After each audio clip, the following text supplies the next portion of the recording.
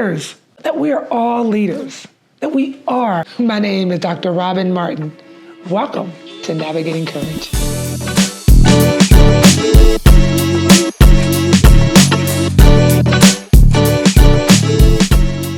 What makes Navigating Courage different from traditional leadership development programs? Yeah, so I think what makes it different, what makes Navigating Courage a little bit different from traditional leadership is, number one, is the framework itself. I think for me, I started to develop a framework to say, how do leaders then do their own work first, right? We think about leadership all the time as like, I am leading others.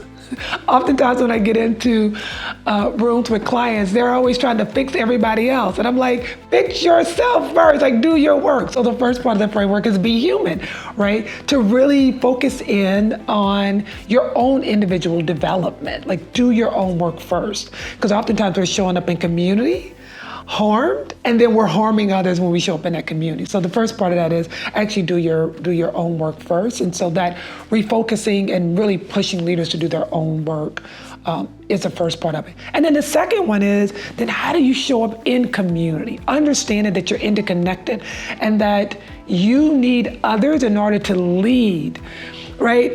The other part, I would say, another key factor, key component of Navigating Courage is that we're all leaders, that we are all leaders, that we are. And I may not lead, so we think about leadership as this positional power or someone in charge.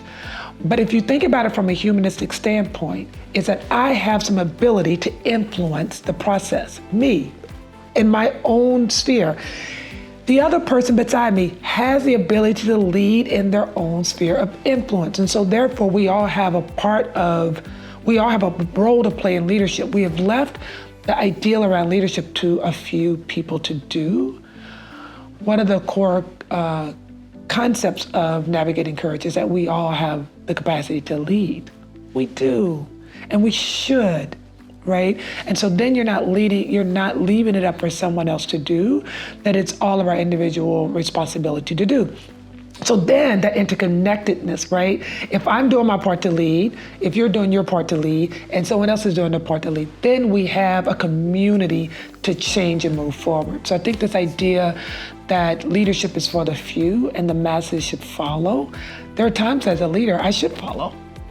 Even if I'm in a position of power, I should absolutely follow, because someone has more information, more guidance, more wisdom than somebody else. And that's irregardless of race, of religion, of gender, even age. And so I think that's a core feature of a humanistic way of leading and being, is that everyone has the capacity to lead. Thank you so much for watching. Hope you subscribe. See you next time.